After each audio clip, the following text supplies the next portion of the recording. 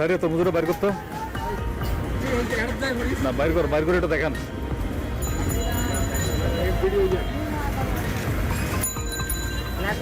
কেমন লাল আছে নাকি দেখো, লাল আছে, লাল সাদা মারতেছে না? ঠিক আছে। হরিণের মাংস 120 টাকা।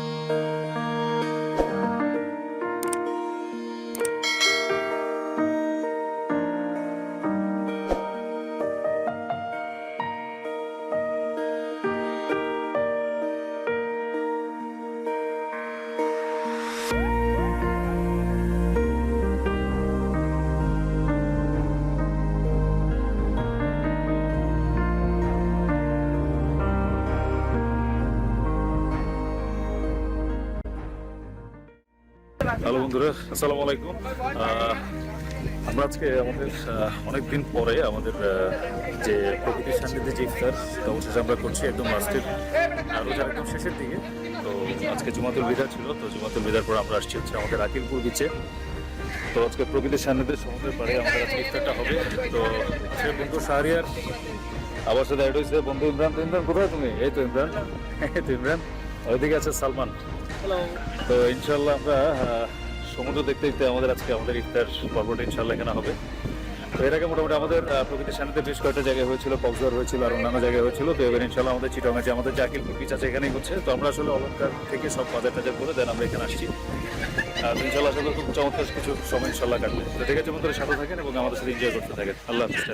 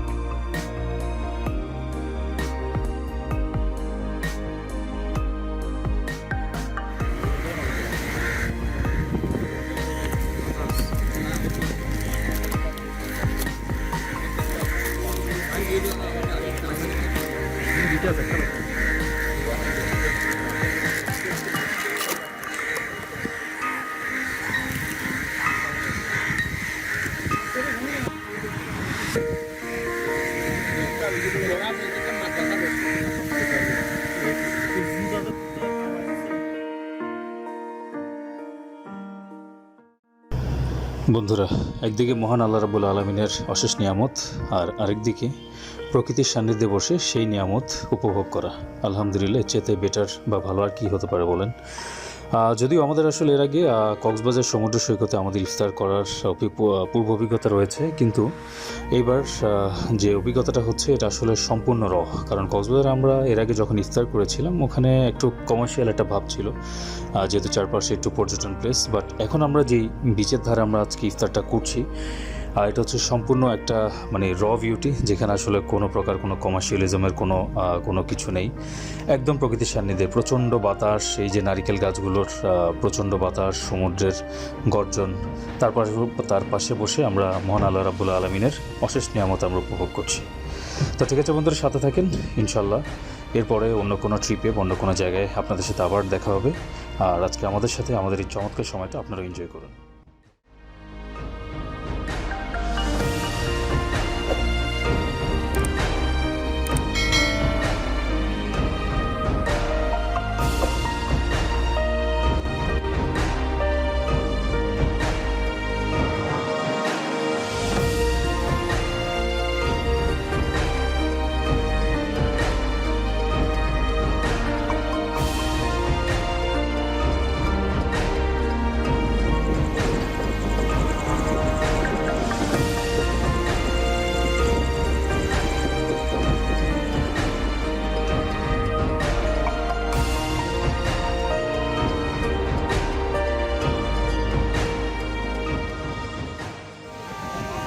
সালমান, দেখো কথা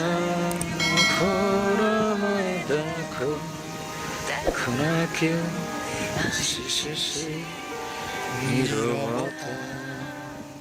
সত্যি বলতে আমার দীর্ঘদিনের যে ভ্রমণ অভিজ্ঞতা, সেই অভিজ্ঞতা থেকে একটা বিষয় আমি খুব বেশি লক্ষ্য করে আসছি, যে আমাদের দেশে আসলে মোস্ট অফ দ্য যে প্লেসগুলোতে, বিশেষ করে হচ্ছে যে প্লেসগুলোতে আমরা যাই, বেশিরভাগ ক্ষেত্রেই হচ্ছে আমরা সেই প্লেসগুলোতে আসলে পরিষ্কার পরিচ্ছন্নতা বা সেই জায়গায় যে আমরা যে খাওয়ার জন্য যে জিনিসগুলো আমরা নিয়ে যাই, সেখান থেকে যে পলিথিন বা অন্যান্য যে ময়লাগুলো সেখান থেকে তৈরি হয়, সেগুলো কিন্তু আমরা অধিকাংশ ক্ষেত্রে সেখানে রেখে চলে আসবে, ফেলে চলে আসি।